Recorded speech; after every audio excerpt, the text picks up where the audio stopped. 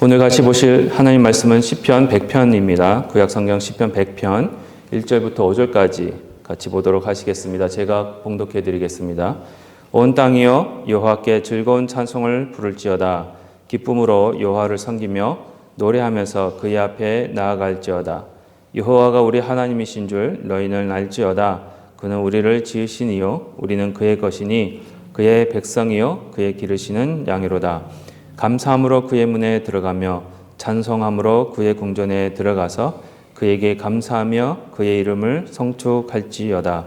여호와는 선하시니 그의 인자하심이 영원하고 그의 성실하심이 대대에 이르리로다. 아멘. 교회를 세우신 분은 우리 예수님이십니다. 저희 교회가 2020년도에 이 자리에 저희가 교회가 세워졌고 또 저희들이 모여서 예배를 시작한 것이 결코 우연적으로 된 일이 아님을 믿습니다. 그리고 지금까지 여기 계시는 성도님들과 한 교회로서 같이 모이고 같이 예배하고 또 선교하고 교제하는 것이 결코 우연이 아니라는 것을 저희들은 믿습니다. 그렇죠? 예수님이 피의 값을 치르시고 세우신 것이 바로 이 교회입니다. 예수님께서 당신의 목숨으로 그리고 당신의 피로 값을 치르시고 이 교회를 세우실 때에는 저는 믿습니다. 분명한 목적이 있다는 것을요. 저희 교회는요, 이 예수님의 목적을 달성하기 위해 지금도 존재하고 있는 것이고요. 그리고 이렇게 모이고 예배하고 하나님의 일을 감당하려고 애를 쓰면서 기도하고 있는 것입니다. 이 교회를 향하신 그 예수님의 목적이 저희들에게는요, 저희들 교회의 사명으로 다가오고 있습니다. 말씀을 통해 예수님께서 교회에게 주신 여러 사명들을 찾아볼 수는 있습니다. 이 말씀을 딱 보시면 여러 사명들이 있잖아요. 그렇죠? 그렇지만 특별히 오늘은요, 이 시편 100편, 이 시편 100편을 중심으로 해서 저희 교회에게 주신 사명 세 가지를 한번 살펴보면서 은혜를 나눴으면 좋겠습니다. 첫 번째입니다. 첫 번째 사명은요, 시편 100편을 통해 저에게 주시는 그 첫 번째 사명은 바로 외치는 사명입니다. 오늘 1절 말씀 보시면 이런 말씀이 있습니다. 온 땅이여 여호와께 즐거운 찬송을 부를지어다. 저희 한글 성경에는요, 보시면은 온 땅이여 여호와께 즐거운 찬송을 부를지어다, 찬송을 부를지어다 이렇게 해석하고 있지만 사실은 이 구절은 어떻게 원래 뜻은 뭐냐? 온 땅이여 여호와께 즐거이 외칠지어다입니다. 온 땅이 여호와 하나님을 향해서 외쳐야 하는 사명이 있다는 겁니다. 이 사명을 온 땅이 알게 하는 것이 바로 저희 교회가 해야 하는 또 사명입니다.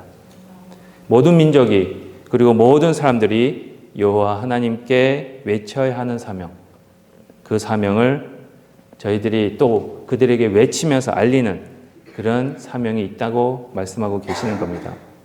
또한 오늘 한글 성경에서 말씀하고 있듯이 저희가 읽은 말씀에서도 말씀하고 있듯이 외치다 말고 또 찬송하다라는 의미가 있습니다. 그렇죠? 교회는요, 온 세상에다 외쳐야 하는 사명이 있습니다. 온 민족에게 외쳐야 합니다. 뭐라고요? 하나님만을 찬양하라. 하나님만을 찬양하여야 하는 그런 외치는 그들에게 가르쳐주는 그런 사명이 있습니다. 여호와 하나님께 찬송을 부르는 자는 하나님께 나아가면서 그런 자들은 교회 안에만 존재하는 것은 아닙니다. 온 세상 모든 사람들이 하나님께 찬송을 불러야 합니다. 많은 오해가 있는데요. 교회에 모여서 교회 안에서만 하나님을 찬송해야 된다고 생각하는데 결코 아닙니다. 시편 33편 8절입니다.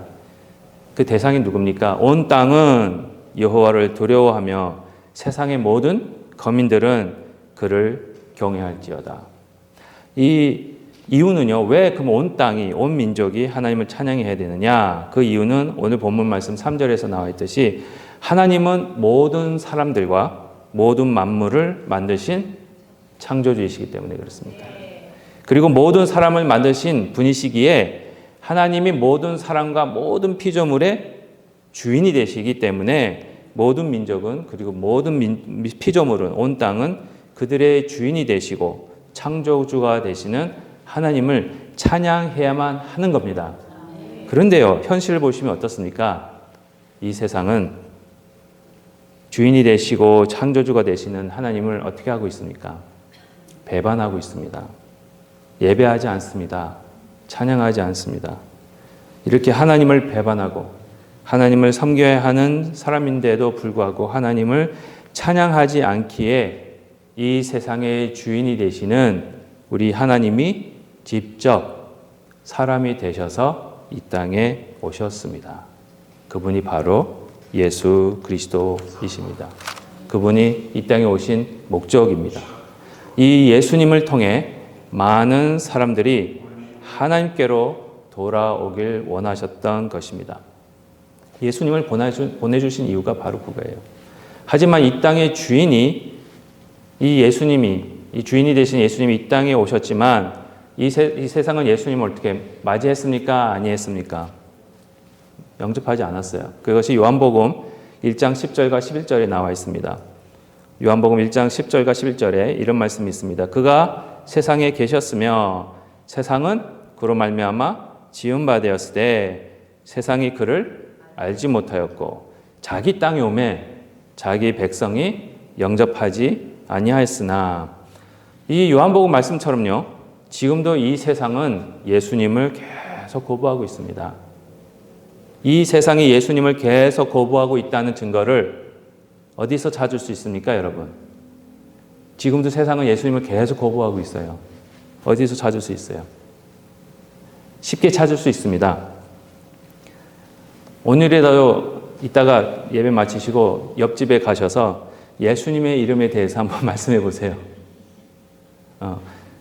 예수 안 믿는 분에게 아시는 분 계실 거 아니에요. 예수님을 교회 안 다니시고 예수님 안 믿는 분에게 예수님의 이름을 한번 말씀해 보십시오. 아마도 예수님의 옛자만 시작해도 어떻습니까? 어떤 반응을 보입니까? 싫어해요. 말하지 말라고 그래요. 이상하게요. 예수님을 안 믿는 분들도요. 하나님 이름을 언급하면 그렇게 싫다는 내색을 하진 않습니다. 다 하나님의 얘기를 하면은 좋아합니다. 하지만 예수님의 이름만 거론을 하면 상황이 달라집니다. 예수님의 이름만 말하면 너무 싫어해요. 예수님의 이름을 자주 얘기하면은 어떻게 됩니까? 여러분 만나기를 좋아하십니까? 안 하십니까? 만나기만 하면 예수님이 얘기하는데 싫어 안 만나려고 그러잖아요. 그렇죠? 서먹서먹해지고 멀어지기 시작하는 그런 이 세상의 모습이 저희 주위에 있습니다. 이렇게 예수님을 싫어하는 이 세상에서 예수님이 저희 교회를 세우시고요. 이 예수님의 교회가 예수님의 이름을 외치게 하신 겁니다. 예수님의 이름을 외치십시오. 왜 그러냐면 예수님의 교회만이 예수님의 이름을 외칠 수 있기 때문에 그렇습니다. 교회 밖에서는, 교회 외에는요, 예수님의 이름을 외칠 수 있는 사람도, 그 어떤 단체도, 그 어떤 장소도 없습니다. 예수 믿는 사람 말고 누가 외치겠습니까? 예수님을. 그렇죠? 오직 교회만이 예수님의 이름을 외칠 수 있고요. 예수님께 찬양을 돌릴 수 있는 겁니다. 오늘 본문 1절 말씀에서도요. 시편 저자는 온 땅을 향하여 하나님을 찬양하라고 외치고 있습니다. 어떻게 보면 이 시편 기자의 선교적 사명을 보여주고 있는 겁니다.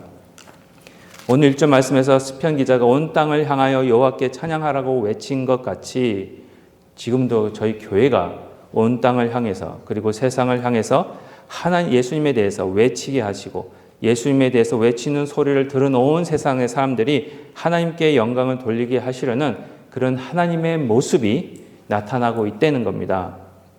이 예수님에 대해서 외치는 그 모습, 예수님께 찬양을 돌리기 위해서 외치는 저희 교회의 사명, 그 사명이 어떤 사명이냐? 마태복음 5장의 빛과 소금의 역할로 그런 사명으로 저희들에게 보여주고 계십니다.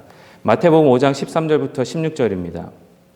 너무나도 잘 아시는 말씀입니다. 여러분은 세상의 소금이니 소금이 만일 그 맛을 잃으면 무엇으로 짜게 하리요?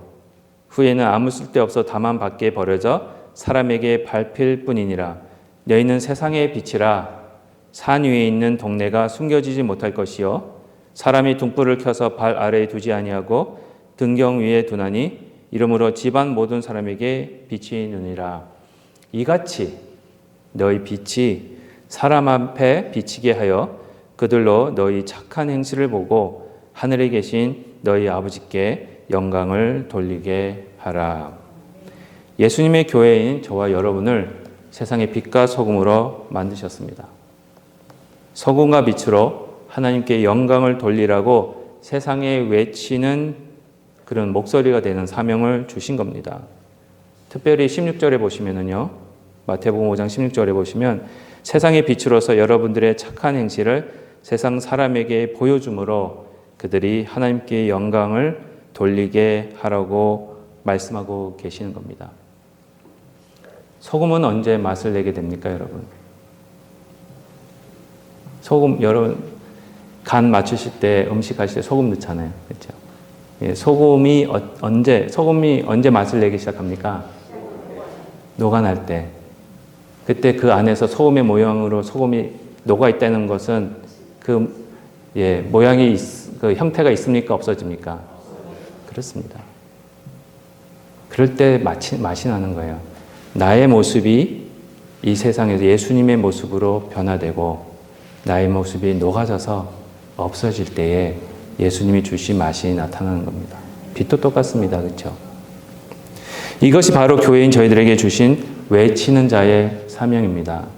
세상의 빛과 소금으로서 세상을 향하여 하나님과 예수님을 찬양하고 그분께 영광을 돌리라고 외치는 저희의 목소리와 또 녹아내려가는 저희들 몸의 외침으로 그 외치는 모습을 통해 비록 저희는 읽지는 않겠지만 이사야 11장과 또 62장에 보면 이런 말씀처럼 저희들이 하나님께 영광을 돌릴 수 있는 겁니다. 물이 바다 덮음같이 여호와를 아는 지식이 세상에 충만할 때까지 쉬지 않고 일하시는 하나님의 모습을 저희 삶 속에서 증가하게 된다는 겁니다.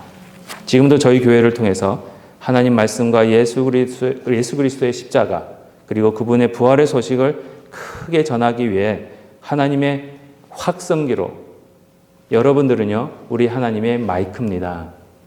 확성기예요. 그 확성기로 사용되어지는 놀라운 은혜가 함께 하시기를 기도합니다. 두 번째입니다. 시편 100편을 통해 저에게 알리시는 저희 교회의 두 번째 사명은 초대하는 사명입니다. 오늘 본문 말씀 1절부터 4절까지 말씀을 보시면 시편 100편은요 사람들을 초대하고 있는 모습을 찾아볼 수가 있습니다. 1절부터 4절까지 한 번만 더 읽어보겠습니다. 온 땅이여 여호와께 즐거운 찬송을 부를지어다. 여기서 그냥 읽는 거 들으시면 심심하시니까 동사가 몇 개 있는지 한번 찾아보세요. 죄송합니다. 이것도 머리에 지나시게 죄송합니다. 동사가 몇 개 있는지 한번 살펴보세요. 온 땅에 여호와께 즐거운 찬송을 부를지어다. 기쁨으로 여호와를 섬기며 노래하면서 그 앞에 나아갈지어다. 여호와가 우리 하나님이신 줄 너희는 알지어다. 그는 우리를 지으신 이요 우리는 그의 것이니 그의 백성이요 그의 기르시는 양이로다. 감사함으로 그의 문에 들어가며 찬송함으로 그의 궁전에 들어가서 감사하며 그의 이름을 송축할지어다. 몇 개가 나옵니까? 7개 나와요. 그렇죠? 7개 맞습니다. 역시 국어를 잘하십니다. 1절부터 4절까지 자세히 보시면은요, 이 초대하고 있는, 그렇죠? 여러분들이 방금 읽으면서 같이 세셨는데 초대하기 위해서 사용하는 동사들이 7가지가 나옵니다. 7가지 초대하는 말 다시 정리해드리면 찬송을 부를지어다, 여호와를 섬기다, 그 앞에 나아갈지어다, 여호와가 우리 하나님이신 줄 너희는 알지어다, 그의 문에 들어가며 그의 증전에 들어가서 그리고 그의 이름을 송축할지어다. 7가지입니다. 다시 말씀드리면요, 오늘 본문은 하나님을 찬송하고 섬기고 그분께 나오고 그분을 알고 그의 집으로 들어가고 그분께 영광을 돌리는 일에 초대하고 있는 그런 모습을 보여주고 계십니다. 이것이 바로 저희 교회가 가지고 있는 사명이고요. 이 사명이 7가지가 있는 겁니다. 여기서 오해하지 마십시오. 7가지가 나온다고 해서 나 7가지만 하면 돼. 아닙니다. 그렇죠? 여러분, 성경 안에서 7이라는 숫자가 또 뭘 의미합니까? 그렇죠? 완전 숫자. 그렇다면 교회가 가지고 있는 초대하는 사명은 이 사명이야말로 완전한 사명입니다. 초대는 온전한 초대가 되어야 된다는 겁니다. 하나님께서 교회를 통해서요, 다른 사람들에게 주시는 초대는 완전하고 온전한 초대라는 겁니다. 하나님께 예배하고 찬양을 드리면서 영광을 돌리고 함께 동행하면서 하나님으로 인해 항상 기뻐하고 감사하는 것이 사람으로서 가지고 있는 삶의 가장 크고 첫째된 목적이라고 말씀하시는 겁니다. 여러분들의 삶을 온전하게 만드는 게 바로 이겁니다. 하나님께 감사하고 찬양하고 영광을 돌리고 그로 인해 기뻐하는 것. 그런데요, 찬송을 오늘 시편 100편에서는요, 더 나아가서요, 찬송을 부르는데 여호와를 섬기고 그 앞에 나아가고 그를 배우고 그의 문에 들어가서 감사하고 그의 이름을 성축할 때에 그냥 겉으로 보이는 외면적인 행동만 하는 것이 아니라 찬송과 들어가는 발걸음이 항상 즐겁고 기쁘고 감사함으로 해야 함을 가르치고 있습니다. 찬송 부를 때 그냥 찬송이 아닙니다. 어떻게 해요? 어떤 찬송을 부르라고요? 즐거운 찬송. 그렇죠?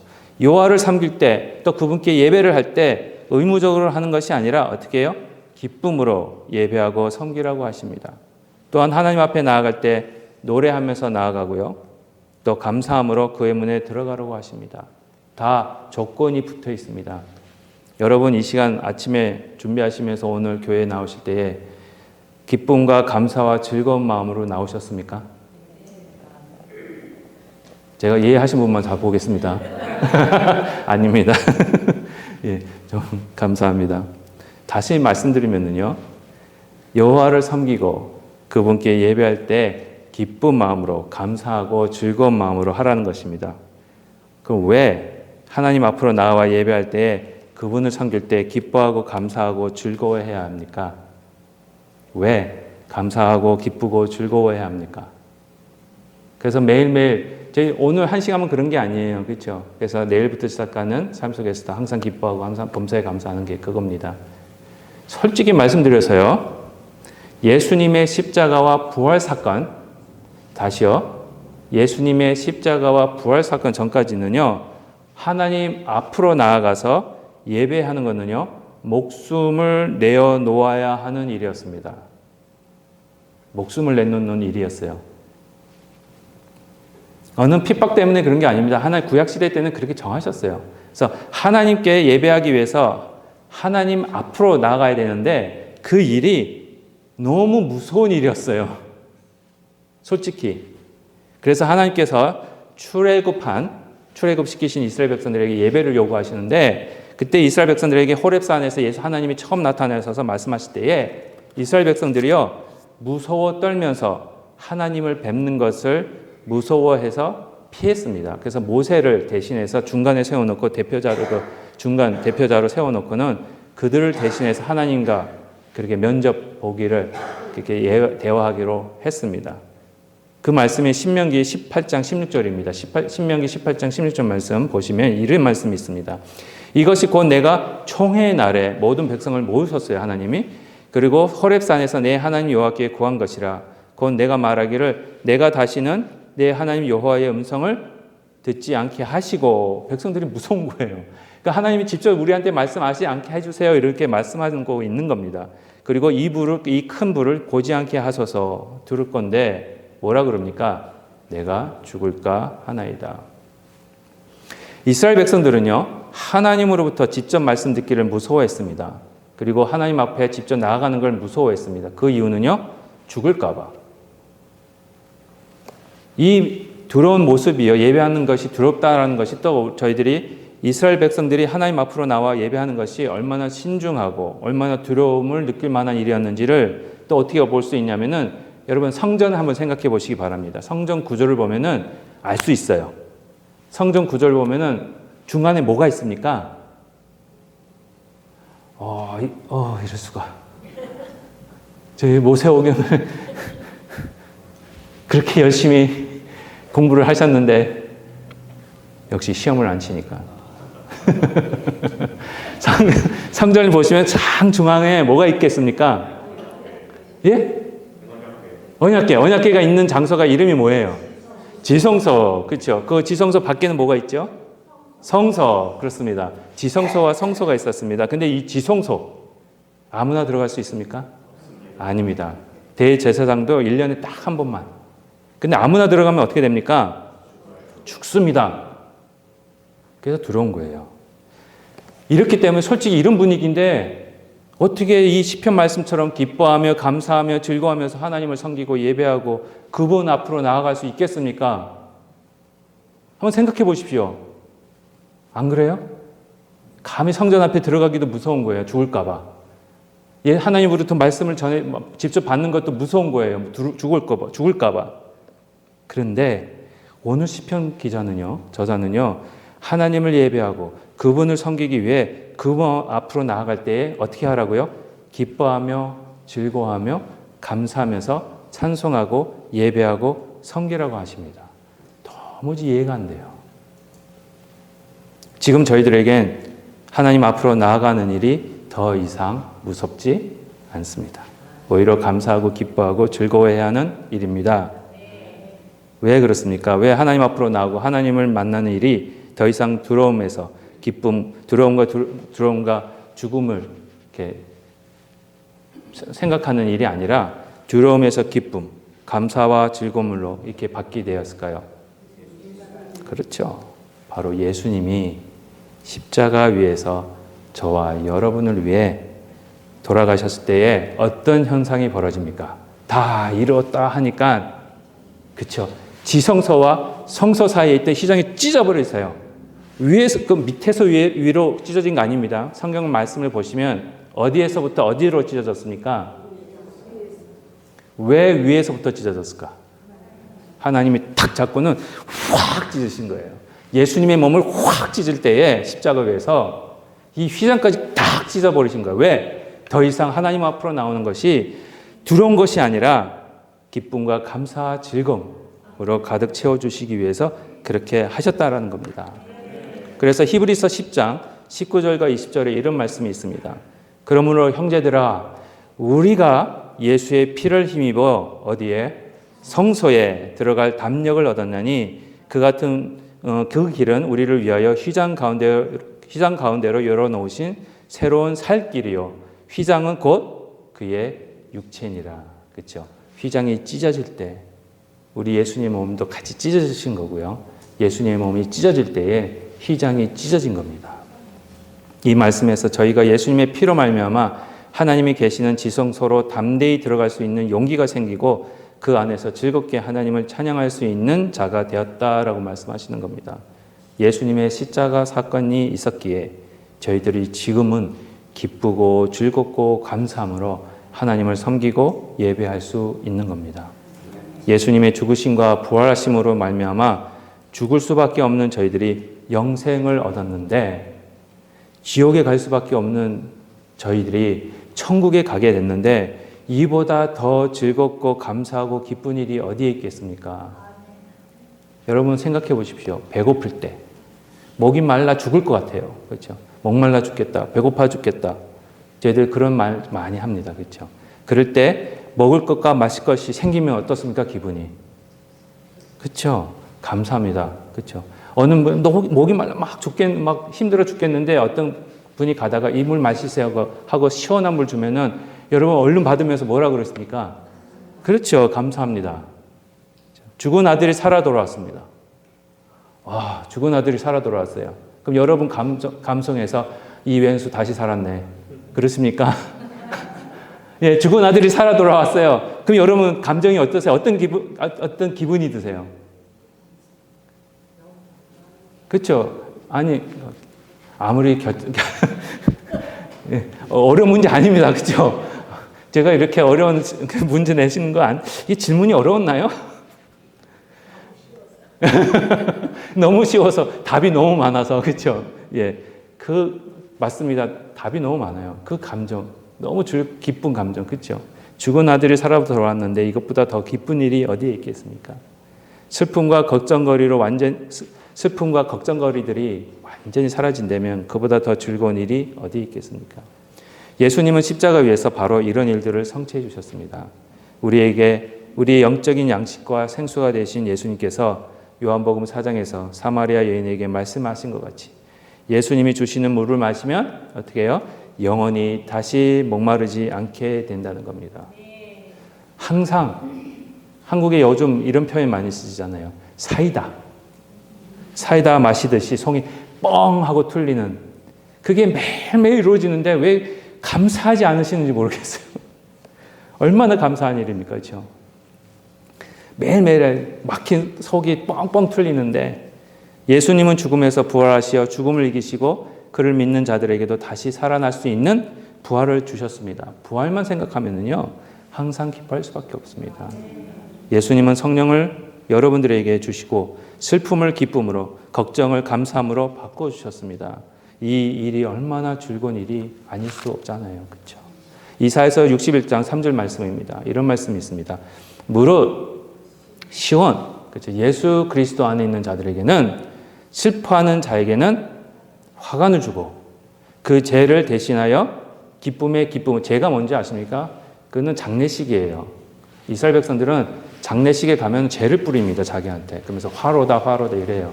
그 죄가 기쁨이 되는 거예요. 죽은 자가 살아나는 거예요. 그 슬픔을 대신하여 찬송의 옷으로 죄송합니다. 그 근심을 대신하시고 그들이 의의 나무 곧 여호와께서 심으신 그 영광을 나타낼 자라 일컬음을 받게 하러 하심이라. 이런 기쁨과 감사와 즐거움을 교회에게 주셨습니다. 방금 읽은 이 이사야 이 61장 말씀처럼 이런 기쁨과 감사와 즐거움을 주신 이유는 바로 하나님께 영광을 나타내게 하시기 위함입니다. 하나님께 영광을 돌리는 방법은요, 바로 이 세상에다가 이 세상 사람들에게 하나님이 주시는, 예수님이 주시는 기쁨과 즐거움과 감사로 초대하는 겁니다. 그랬을 때 그들로 하여금 하나님께 영광을 돌리게 하는 겁니다. 이것이 바로 교회가 감당해야 할, 초대해야 하는 사명인 것입니다. 예수님을 통해 슬픔이 기쁨으로 그리고 근심이 찬송으로 바뀌게 된 자들로서 하나님께 영광을 돌리고 다른 사람들도 초대하면서 그분들이 저희와 같이 하나님께 영광을 돌리게 하는 그런 교회로서의 은혜가 함께 하시기를 기도합니다. 세 번째입니다. 마지막입니다. 시편 100편을 통해 저에게 알리시는 저희 교회의 세 번째 사명은 예배하는 사명입니다. 오늘 본문은요, 우리의 찬양을 받으실 대상, 그리고 우리의 섬김과 예배를 받으실 대상을 누구라고요? 하나님이라고 분명히 밝히고 있습니다. 하나님만이 저희들이 드리는 예배를 받으실 분입니다. 그 이유는요, 하나님은 저와 여러분의 창조주이시기 때문에 그렇습니다. 하나님이 저희의 주인이시기 때문에 그렇습니다. 그리고 하나님은 저희의 목자이시고요. 그리고 우리들은 그분의 양이기 때문에 그렇습니다. 하나님은 좋으신 분이십니다. 그분은 인자하시고요. 성실하신 분이십니다. 성실하게 일하고 계세요. 저는 이 말이 너무 좋아요. 지금도 우리 하나님은 여러분을 위해서 성실히 일하고 계십니다. 특별히 하나님만이 예배를 받으시기에 합당하신 분이시라는 이유들 중에 목자가 되시는 하나님, 그리고 좋으신 하나님이라는 내용을 가지고 한번 잠시 짧게 나누도록 하겠습니다. 우리 하나님은 우리를 기르시는 그리고 인도하시는 목자이십니다. 오늘 본문 3절 하반절에 보시면 이런 말씀이 있습니다. 우리는 그의 것이요 그의 백성이요 그의 기르시는 뭐라고요? 양이다. 저희가 하나님의 양이라는 것은요, 저희가 하나님의 양이면 하나님은 저희들의 뭐가 되시죠? 목자가 되는 겁니다. 목자 하면 누가 생각이 나십니까? 예수님이에요. 근데 이게 신약에 처음으로 나온 말씀이 아니고요. 에스겔서 34장 11절부터 15절 보시면은요, 이 하나님의 목자 되심, 예수님의 목자 되심이 나옵니다. 잘 들어보십시오. 잘 읽어보세요. 예수님이 비유를 하시는 말씀이랑 너무 똑같아요. 에스겔서 34장 11절부터 15절 말씀입니다. 주 여호와께서 이같이 말씀하셨느니라. 나 곧 내가 내 양을 찾되 목자가 양 가운데 있는 날에 양이 흩어졌으면 그 때를 찾는 것 같이 내가 내 양을 찾아서 흐리고 캄캄한 날에 그 흩어진 모든 곳에서 그것들을 건져낼지라. 내가 그것들을 만민 가운데에서 끌어내며 여러 백성 가운데서 모아 그 본토로 데리고 가서 이스라엘 산 위에와 시냇가에와 그 땅 모든 거주지에서 먹이되 좋은 꼴을 먹이고 그 우리를 이스라엘 높은 산에 두리니 그것들이 그곳에 있는 좋은 우리에 누워 있으며 이스라엘 산에서 살찐 꼴을 먹으리라. 내가 친히 내 양의 목자가 되어 그것들을 누워 있게 할지라. 주 여호와의 말씀이니라. 이 에스겔 말씀을 보시면은요, 우리가 하나님만을 섬기고 그분만을 의지해야 하는 이유가 바로 잘 설명되어 있습니다. 그 이유는 바로 하나님이 잃어버린 양 같은 저희들을 찾아내시고요, 구원하시고요, 먹이시고요, 편하게 지내게 하시기 때문입니다. 특별히 이 에스겔 말씀을 읽어보시면은요, 어떤 분이 기억나시는지 아까도 말씀하셨죠, 그렇죠? 특별히 11절과 12절 말씀 보시면 예수님이, 그렇죠, 잃어버린 양 하나를 찾기 위해 99마리를 남겨놓고 찾아다니는 비유를 보여주시듯이 그 말씀이 여기 나타나고 있는 겁니다. 우리의 목자로서 저희들을 찾아내시기 위해 이 땅에 오셔서 저와 여러분들을 구원해 주시고 지금도 저와 여러분들을 먹이시고 입히시고 푸른 초장으로 인도하시고 평안하게 그 초장에 누워서 지내게 하시는 예수님이 저와 여러분과 함께 계시기 때문에 저희들이 예수님을 예배하는 겁니다. 우리 예수님은 저와 여러분을 살리시기 위해 또 보호하시기 위해 목숨도 버리신 분이십니다. 요한복음 10장 14절 그리고 15절입니다. 나는 선한 목자라. 나는 내 양을 알고 양도 나를 아는 것 같이 아버지께서 나를 아시고 내가 아버지를 아는 것 같이 나는 양을 위하여 뭐를요? 목숨을 버리노라. 독생자까지 아낌없이 버리신 우리 하나님과 우리를 위해 당신의 목숨을 아낌없이 버리신 우리 구주 예수님만을 예배하는 것이 교회의 사명입니다. 또한 저희는 좋으신 하나님을 예배하고 있습니다. 여러분, 좋으신 하나님, 그렇죠? 많이 오해하시는데 좋으신 하나님이라고 할 때요, 하나님께서 저희들에게 좋은 것만 주시기 때문에 좋으신 하나님이라는 거 아닙니다. 다시요, 좋으신 하나님은 좋으신 하나님이십니다 할 때 저희들에게 좋은 일만 생기게 해주시는 분이기 때문에 좋으신 하나님이 아니라는 겁니다. 그럼 왜 하나님이 좋으신 하나님이냐? 이 땅에 여러분들을, 저희들을 보내주실 때 저와 여러분들에게 맡기신 사명이 있습니다. 그 사명을 잘 감당하게 하시는 분이시기 때문에 좋으신 하나님이라는 거예요. 저희들에게 주시는 이 선교적 사명을 잘 감당하게 하시고 저희들에게 주신 목적이 온전히 달성되게 하시기 때문에 저희들을 인도하시고 훈련시키시는 하나님이시기 때문에 참 좋으신 하나님이시라는 겁니다. 우리 하나님은 너무 좋으신 하나님이십니다.